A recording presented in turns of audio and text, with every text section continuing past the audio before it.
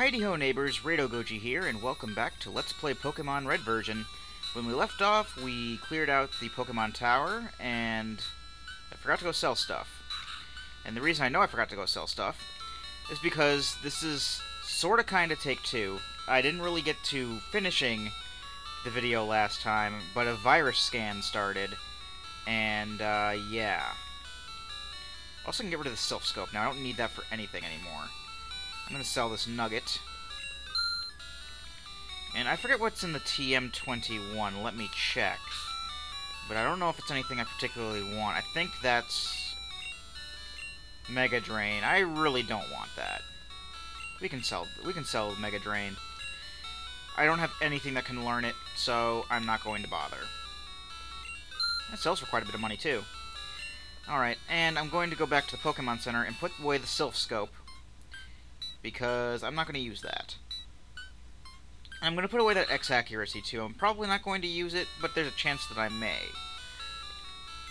So I'm just, you know, clearing out my inventory, because the inventory system in this game is absolutely awful and convoluted, and I want to keep as much space as I can. I am going to keep the fresh water on me, just so I don't forget to have it on me later. And the X accuracy can go in as well. I do not like the inventory system in this game at all. I am very glad that they revamped it in Generation 2. And I actually kind of liked it in Generation 4 when they got rid of the PC storage altogether and just said, you can carry infinite stuff. But we are heading back south on Route 12 again, because this is one of the ways that you can go to get to the next city. I will still be showing off the other way, which is basically on that cycling road that we kind of encountered earlier, but didn't really. We didn't really go on to cycling road because there was a Snorlax in the way, and there are Snorlax basically blocking both ways to get to the next city. But this is the first way that we can go, and then once I've gone all the way to Fuchsia City is the next city. Once I get all the way to Fuchsia City, I will go ahead and basically fly up to Celadon, and then go down the other way, because there are a lot of Pokemon trainers on either route, and I like the experience. Let's play the Poke Flute, shall we? Plays a little tune, and what will this do? Snorlax woke up, and it attacked in a grumpy rage. I know I feel that way sometimes, Snorlax, but the day is not yours. We're going to basically get rid of Snorlax. We're not going to catch it because, like I said, at the very beginning of this LP, we're not going for a full Pokédex, and therefore there's really not much of a point. Snorlax is a very good Pokemon to have, but I already have my full team, so I really don't need it. And I guess it's a good thing in many ways that I'm not going for it, because I don't have any kind of Ultra Balls or anything. In fact, I'm going to swap out to Dudley. I probably should have thought to do that at the beginning of the battle, because I did get to the Snorlax battle in the last take, and yeah, I'd rather have it do this to my Pokemon than, say, 3/4 of its HP, which it did to Biggins. Because Biggins is still level 25, and he just can't catch a break when it comes to getting experience. He's using Amnesia on himself, which is bringing up his special stat by quite a bit, but I don't think that he has any special type moves, so I don't think it really matters in the long run. He can use Rest, though, and as you saw near the beginning of the battle, Rest is it can be a very annoying move, but it can also be very helpful in your case. Basically, he inflicts the sleep status upon himself, and he's asleep for 2 turns. But on that first turn, he fully heals himself. And when we start getting into later games where you have held items, if you you could basically set it up so that you have an item like a berry that will wake you up from sleep if the sleep status effect goes on you. So you can rest, temporarily inflict the sleep status upon yourself, Snorlax, calm down. With a big yawn, it returned to the mountains. Okay. That's basically what it says if you defeat it rather than capture it. And yes, this does go back toward Vermilion City. No, we don't need to go that way, I don't think. Although we did use up a lot of our Rock Slide in that last battle. Let me check on that, because I am kind of interested to see how we're doing on that. Probably wouldn't have taken up as many if you didn't use Rest, but hey. And now we're back into Pokemon Trainer territory. Oh, electricity's a specialty, huh? Well, we got a Graveler for that. Should the worst come to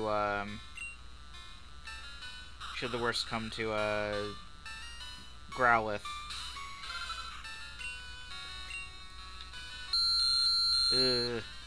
Also, Biggins wasn't doing a lot of damage to Snorlax before.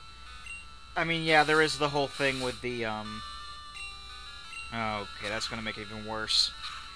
He just can't catch a break when it comes to defeating Pokemon by himself. That's why he's not leveling up.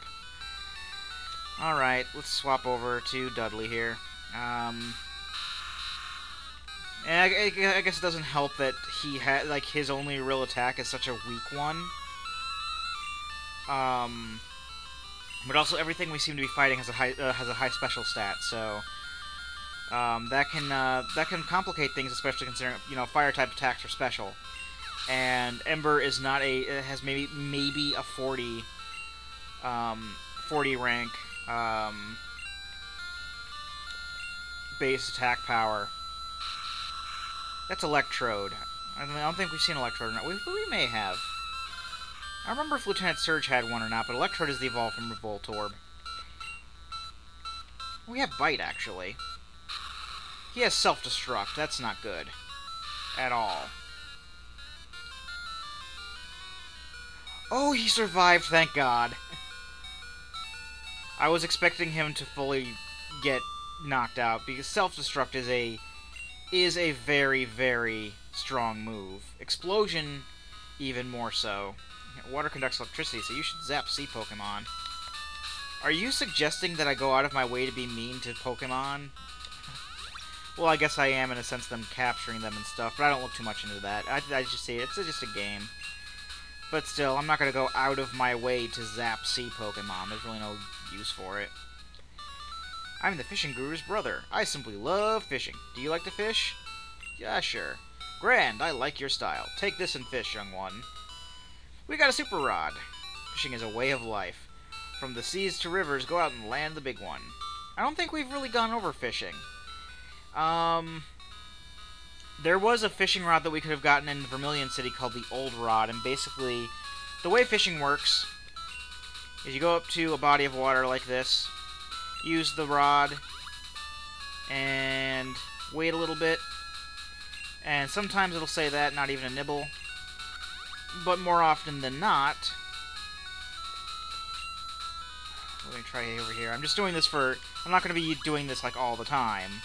Because like I said, we have a full team, we really don't need to do this, but, you know, just for illustration purposes, we can use the fishing rod, and we don't seem to be catching anything, but for the most part, you can catch water Pokemon in bodies of water. Apparently not here, though. The super rod does not want to work. Ah, well, I'll show it off later at some point. And if we have Cut, which we don't have on us right now, we could get in there. I'll maybe jump cut to that area at some point. That's basically the way the rods seem to... Well, let's try it again. Damn it, fishing rod, you will catch something. Eventually. Again, this is okay, here we go. It's a bite. And then it basically just goes into a wild Pokemon battle with whatever you caught. That's a Goldeen. We've seen Goldeen before. And that's basically how you, catch a lot of the water-type Pokemon in the game. I'm just gonna run from that because that would probably destroy Biggins, because, you know, even though it is 10 levels below, it does have a water-type thing going on with it, and I'm very unlucky when it comes to fighting Pokemon with type advantages. But yeah, that's the way rods work. The old rod in Vermilion City can only catch Magikarp, so I didn't even bother with that, because I don't even like Gyarados, which is what Magikarp evolves to. It's a very popular Pokemon, but the way I see it, it's very much nerfed in the early games, because it doesn't learn any flying type moves, and it can't take advantage of its water type moves really, because it has a very low special stat, but a high attack stat. So it can't take advantage of any of the water type moves in the game. Let's see how well this does. I keep being wary at some of these things that might have, like... But then again, I remember, you know, there's no Pokemon abilities in this game, so I'm not going to get automatically poisoned if I attack it. That's why I've been kind of wary of using Bite. But anyway, the way I see Gyarados, it's basically just a water flying type that can be destroyed if you use, like, Thunder Shock on it. So while it could still be devastating to things like, you know, rock types or ground types, or anything or fire types, anything that's weak to water, you know, it's still, if you bring out an electric type, it's gone. And you're out of Gyarados. And I never really found it that particularly useful, so I just, you know, I don't use it. The only one I actually go out of my way to catch, really, nowadays, unless I'm going for, like, a full Pokedex, which I usually am in the, you know, in the standard games. I'll mainly get it for Pokedex purposes, but the only Gyarados I'll actually really go out of my way to catch is if I'm playing Gold, Silver, or the remakes, and I want to get the shiny red Gyarados. Just for the novelty. Like, if I see a shiny Pokemon, I'll go for it. We're not going to see any shiny Pokemon in this game, but shiny Pokemon show up in Generation 2, and they're different colored Pokemon. They're very rare. They're you know, it's a very rare occurrence that they'll show up, so I basically just like to get them for novelty purposes, even if I don't use them. The only shiny Pokemon you're guaranteed to run into is the red Gyarados in Lake of Rage. But, oh, there's another cut thing there. We might go back to that later. But, yeah, as far as all that is concerned, I found Carbos in a cave once. As far as all that's concerned, I'm gonna save the rest of the shiny Pokemon spiel for when we actually play Pokemon Gold sometime in the far future. Like I said, we are not going directly into Pokemon Gold after this. Between this and Dragon Warrior, whichever one we complete first, that's going into A Link to the Past. Then whichever one we complete next, that's going into Kamen Rider Climax Heroes. So maybe when Climax Heroes is done, we may see Pokemon Gold in the future, but as of right now, not happening.